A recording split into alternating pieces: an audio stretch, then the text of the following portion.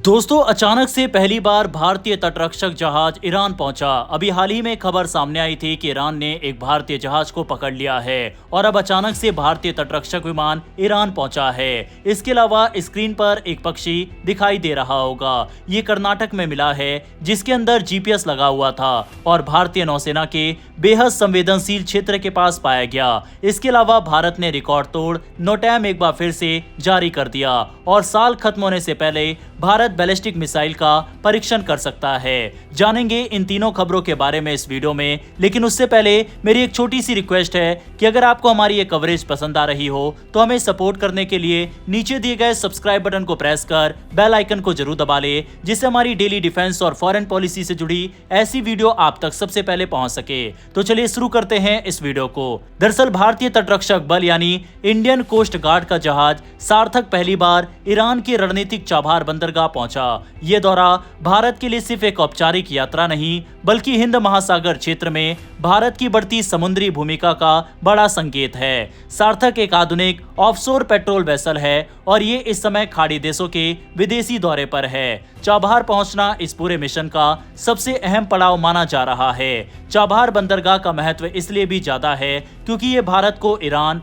अफगानिस्तान और मध्य एशिया से सीधे जोड़ता है। ये रास्ता पाकिस्तान से होकर जाने वाले मार्गों पर निर्भर नहीं करता, जिससे भारत को एक स्वतंत्र और सुरक्षित व्यापारिक रास्ता मिलता है। यही वजह है कि चाबहार को भारत के लिए रणनीतिक गेम चेंजर माना जाता है और ये international north south transport corridor यानी INSTC से भी जुड़ा हुआ है। इस पोर्ट कॉल के दौरान भारतीय तटरक्षक बल और ईरानी नौसेना के बीच कई अहम गतिविधियां होंगी। इनमें समुद्री खोज और बचाव अभ्यास, समुद्री कानून प्रवर्तन और समुद्री प्रदूषण से निपटने के संयुक्त अभ्यास शामिल है। तेल रिसाव और खतरनाक रसायनों के फैलाव से निपटने का लाइव डेमो भी दिया जाएगा, जिससे दोनों देशों के बीच तालमेल और मजबूत होगा। इसके अलावा MRCC यानी मैरीटाइम रेस्क्यू कोऑर्डिनेशन सेंटर के बीच तालमेल अभ्यास और बोर्डिंग सर्च ऑपरेशन ड्रिल भी की जाएगी। वहीं इस दौरे में केवल सैन्य अभ्यास ही नहीं बल्कि सामाजिक गतिविधियां भी शामिल है।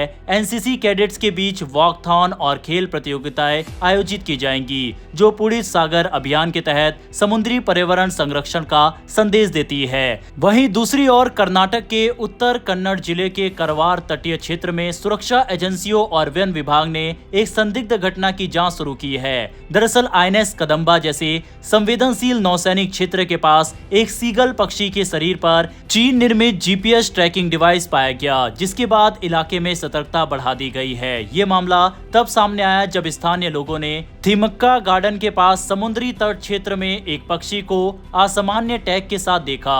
सूचना मिलते ही वन विभाग की मरीन विंग ने पक्षी को सुरक्षित पकड़ जांच की। शुरुआती जांच में GPS डिवाइस पर चाइनीज एकेडमी ऑफ साइंसेज से जुड़े इको एनवायरमेंट रिसर्च सेंटर के निशान मिले।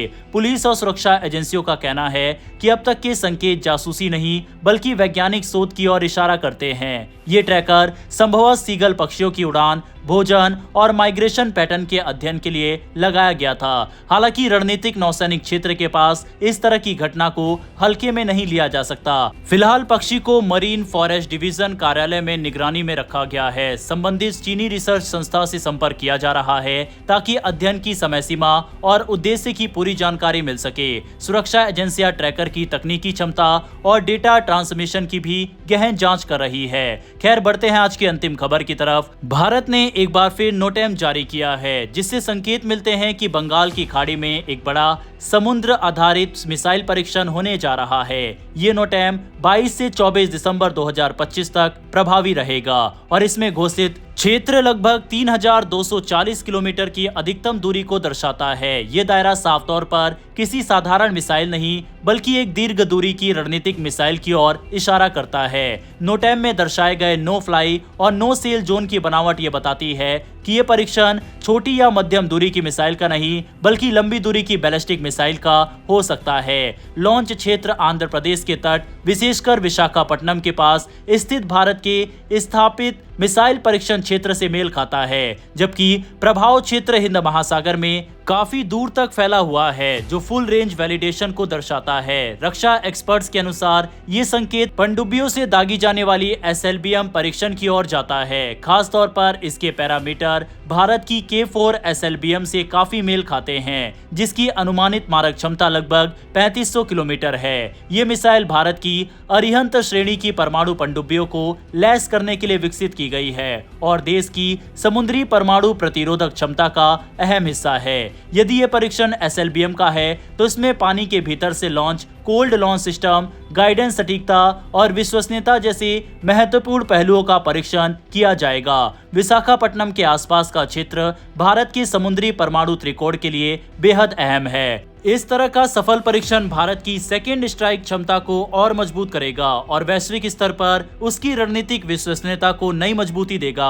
अब देखना इंटरेस्टिंग रहेगा कि क्या इस परीक्षण से पहले चीनी जहाजों की मूवमेंट देखी जाती है या फिर नहीं। बहरहाल इस वीडियो में इतना ही, फिर मिलेंगे ऐसी एक नई वीडियो के साथ। धन्यवाद। जय हिंद, जय भारत।